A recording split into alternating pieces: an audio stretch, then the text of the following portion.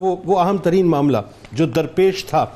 صدیق اکبر رضی اللہ تعالیٰ عنہ کو. اور آپ دیکھیے میں حیران ہوں, قربان جاؤں میں اور میری آل اولاد,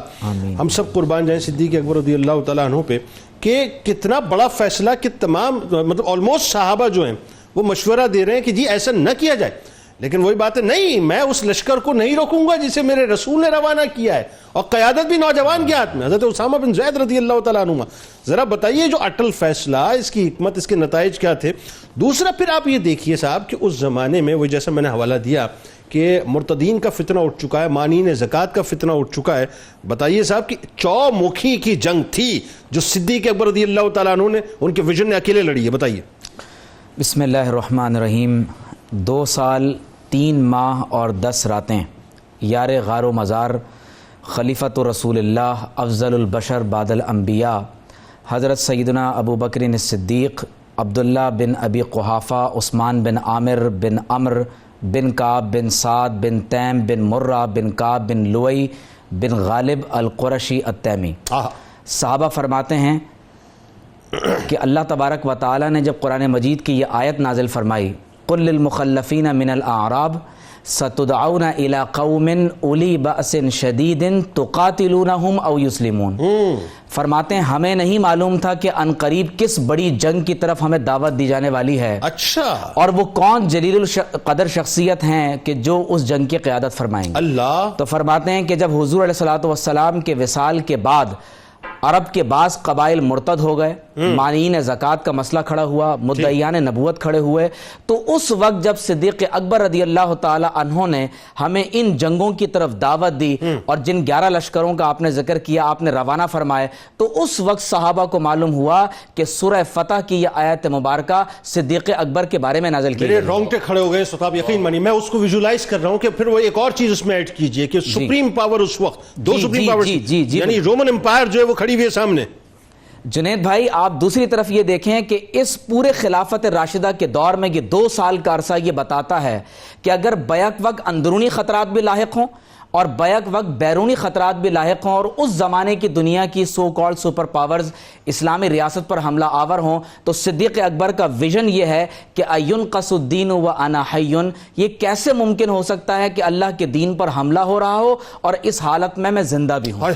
حضرت صدیق اکبر رضی اللہ تعالی عنہ نے اس عہد مبارک میں جو 11 لشکر روانہ فرمائے ہیں, میں صرف چند ایک کی طرف اشارہ کروں. آپ نے اس دور میں حضرت علا بن حضرمی رضی اللہ تعالی عنہ کو بحرین کی طرف بھیجا, حضرت اکرمہ بن ابی جہل کو عمان کی طرف بھیجا, حضرت زیاد بن لبید الانصاری کو آپ نے اس مرتد عورت کی طرف بھیجا, آپ نے خالد بن ولید رضی اللہ تعالی عنہ کو بصرہ کی طرف, حضرت عمر بن العاص رضی اللہ تعالی عنہ کو شام کی طرف, اور آپ کی خلافت میں آنے کے بعد سب سے پہلا فیصلہ جو آپ نے کیا ہے وہ حضرت سیدنا اسامہ بن زید رضی اللہ تعالی عنہ کے لشکر کی روانگی. وہی سائیکولوجیکل ایک امپیکٹ تھا نا جو تمام کفار کے اوپر اس وقت پڑ گیا تھا. اور جنید بھائی آپ ذرا سا اس کا ایک منظر دیکھیے کہ ایک طرف آپ قرآن مجید کو جمع فرما کر اس کو نشر فرما رہے ہیں, دوسری طرف مانعین زکوٰۃ کھڑے ہوئے ہیں, مرتدین اور مدعیان نبوت کھڑے ہو گئے, اور ایک ایسے عہد میں جو آپ فیصلہ کرنے کے لیے جا رہے ہیں, مانعین زکوٰۃ کے بارے میں فرماتے ہیں کہ واللہ لو منعونی اقالا کانوا یؤدونها الی رسول اللہ لقاتلت معهم. فرمایا اللہ کی قسم اگر ایک اونٹ کی رسی بھی حضور کی بارگاہ میں زکوٰۃ کے دور میں زکوٰۃ کے لیے دیا کرتے تھے اور آج منع کریں گے, فرمایا میں ان کے خلاف جہاد کروں گا. وجہ کیا ہے؟ بتا رہے ہیں کہ نماز اور زکوٰۃ میں فرق نہیں ہوگا, ضروریات دین کی اہمیت کیا ہے یہ بتا رہے ہیں صدیق اکبر کے عقیدہ ختم نبوت کی اہمیت کیا ہے. اور اس عہد میں جو پہلا فیصلہ آپ فرما رہے ہیں, بڑے بڑے اکابر صحابہ کا مشورہ یہ ہے کہ آپ کے دور میں 7 بڑے قبائل مرتد ہو گئے. آپ اندازہ کیجئے کہ عیینہ بن حسن کا جو قبیلہ فزارہ ہے وہ مرتد ہوا, بنو غطفان مرتد ہوئے, بنو سلیم مرتد ہو گئے, بنو فجاع جو اس کی قوم سے تعلق رکھتے تھے بنو تمیم مرتد ہو گئے, کندہ کی قوم کے لوگ مرتد ہو گئے, بنو بکر 7 بڑے قبائل مرتد ہو گئے. اور ایسے عہد میں کہ جب اندرونی اور بیرونی خطرات لاحق ہیں اور رومنز نے اس ایریا کو کولونائز کیا ہوا ہے, صدیق اکبر نے جو حکم دیا ہے وہ یہ ہے کہ جو حضور علیہ السلام نے آخری سریہ اپنے مبارک مرز میں روانہ فرمایا ہے اور آقا علیہ السلام کا آخری فیصلہ ہوا ہے, فرمایا کہ صدیق اکبر کی مجال نہیں ہے کہ اس لشکر کو واپس لے آ سکے. اچھا سر ایک بات دیکھیں, لاجیکل بات اگر ہم کریں, لاجیکل بات کریں, مطلب میں اس وقت اگر میں اس اسٹوڈیوز میں موجود ہوں اور خدا نہ خواستہ اگر باہر آگ لگی ہے ٹھیک ہے، تو میں سب سے پہلے باہر کی آگ بجھاؤں گا. لیکن کمال یہ ہے کہ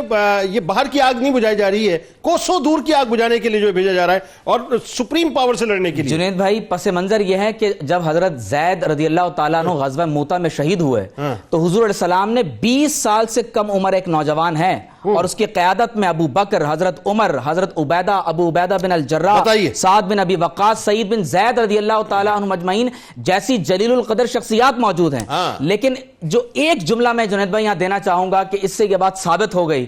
کہ صدیق اکبر کے سامنے جو فیصلہ تھا وہ محمد رسول اللہ کا فیصلہ ہے. عقل کچھ اور کہہ رہی ہے، یہ ہے تجربہ و مشاہدہ کچھ اور کہہ رہا ہے، حالات اور واقعات کچھ اور بتا رہے ہیں. لیکن صدیق اکبر نے قیامت تک کے لیے اسلامی ریاست کے لیے یہ لائن آف ایکشن ڈرا کر دی ہے کہ اگر تم محمد رسول اللہ کے ساتھ وفا کرو گے تو اللہ لوح و قلم تمہارے ہاتھ میں دے گا، تمہاری تدبیر کو تقدیر بنا دے گا. اور سب سے بڑی بات یہ ہے کہ اس لشکر کی روانگی سے جو رومنز تھے وہ سہم کر رہ گئے، مانعین زکات مرتدین وہ ڈر کر رہ گئے، اور اللہ نے مسلمانوں کا مورال بلند کیا، مال غنیمت ہاتھ آیا اور اسلامی ریاست ایسی اسٹیبلشڈ ہو گئی کہ قیامت تک پھر اس کو کوئی اس طرح ہلانے والا نہیں رہ سکا. یکسر منظر نامہ تبدیل ہو گیا، یکسر ایسے ہوا.